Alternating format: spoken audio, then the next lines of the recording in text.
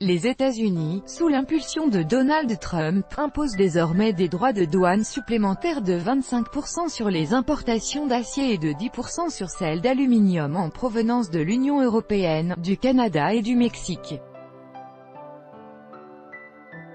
Dans un communiqué publié ce vendredi matin, la France et l'Allemagne disent regretter les décisions prises de manière unilatérale par les États-Unis. Plus tôt, lors d'un échange téléphonique, Emmanuel Macron a dit à Donald Trump que sa décision était « illégale, une erreur » et que l'UE riposterait « de manière ferme et proportionnée ». La Commission européenne a lancé sa première riposte en portant plainte ce vendredi à l'Organisation mondiale du commerce contre les États-Unis. Fairtrade. En lettres capitales, le président américain a célébré à sa façon et sur son canal de communication préféré l'instauration de nouvelles taxes douanières. Si Donald Trump estime qu'il s'agit là d'un « commerce équitable », ses alliés ont dénoncé une « erreur », une « décision illégale » et inacceptable. Depuis ce vendredi, les États-Unis imposent des taxes de 25% sur leurs importations d'acier et de 10% sur celles d'aluminium en provenance de l'Union européenne, du Canada et du Mexique. Fairtrade, Donald J. Trump, @RealDonaldTrump, mail 31, 2018. Chacun leur tour, Emmanuel Macron puis la chancelière allemande Angela Merkel ont pourtant tenté de plaider la cause européenne à Washington lors de voyages officiels. En vain. Donald Trump s'est engagé auprès de son électorat à faire valoir la « sécurité nationale ». Observateurs et diplomates craignent désormais une escalade plongeant les puissances occidentales dans une « guerre commerciale » sans précédent. Peut-on parler de « guerre commerciale » ? C'est le mot qui revient en boucle ce vendredi dans les médias du monde entier. Donald Trump vient-il pour autant de déclencher une nouvelle « guerre économique » ? Non, estime Maxime Combe, économiste et membre de l'organisation altermondialiste ATTAC. C'est à ce stade un abus de langage. La décision américaine porte sur 5 millions de tonnes d'acier sur un marché qui pèse 1,7 milliard de tonnes. C'est une mesure symbolique pour parler à son électorat, nuance ce spécialiste du commerce international. Si l'impact est à relativiser, la portée politique de cette décision reste inquiétante, estime pour sa part Corinne Vadkar, analyste senior en commerce international. On est dans une guerre commerciale au sens où une mesure, décidée de façon unilatérale par les États-Unis, génère des contraintes économiques à l'égard de ses partenaires.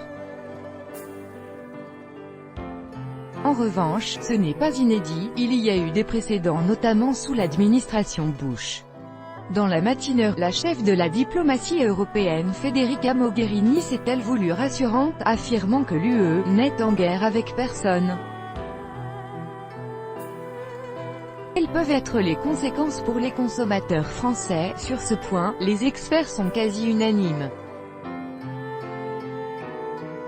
Les conséquences économiques pour les citoyens français et plus globalement européens sont minimes.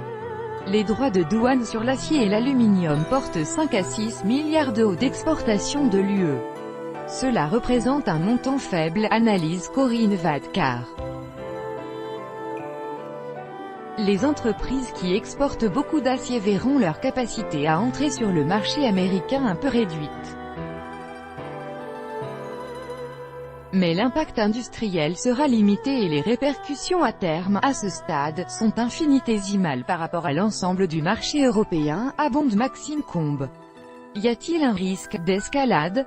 C'est la crainte majeure suscitée par l'instauration de ces nouvelles mesures.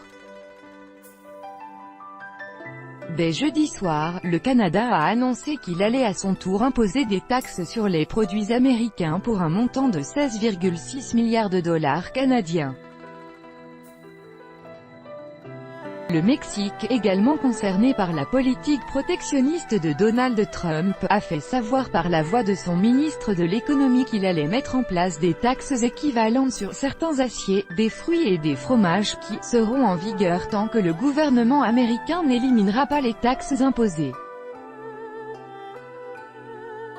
Le Canada imposera des droits aux importations d'acier, d'aluminium et d'autres produits des États-Unis. Ces droits de douane seront égaux à ce que les États-Unis imposent à la population canadienne, au dollar près. Justin Trudeau, @Justin Trudeau, mail 31, 2018. L'Union européenne de son côté a prôné l'unité. La diplomate Federica Mogherini a expliqué que l'UE doit défendre ses intérêts, conformément aux règles dictées par l'Organisation mondiale du commerce, OMC.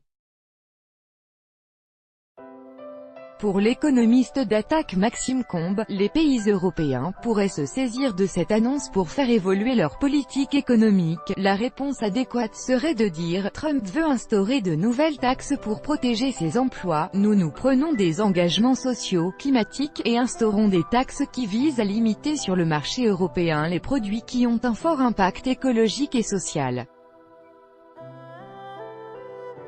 Quels sont les outils à disposition des Européens? Au-delà de la riposte verbale, les 28 pays de l'Union se sont entendus pour agir par la voie légale. Lors d'une conférence de presse organisée ce vendredi à Bruxelles, la commissaire européenne au commerce, Cecilia Malmström, a annoncé que l'UE portait plainte à l'OMC contre les États-Unis et la Chine.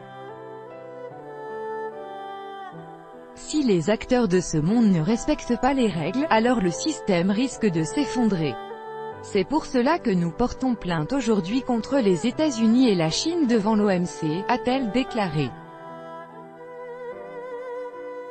En mars, le président de la Commission européenne Jean-Claude Juncker avait également fait savoir que des mesures de rétorsion sur des entreprises dont Harley-Davidson, Le Bourbon et Levi's étaient en préparation. Si les États-Unis veulent instaurer des barrières, nous serons aussi stupides que, avait-il lancé.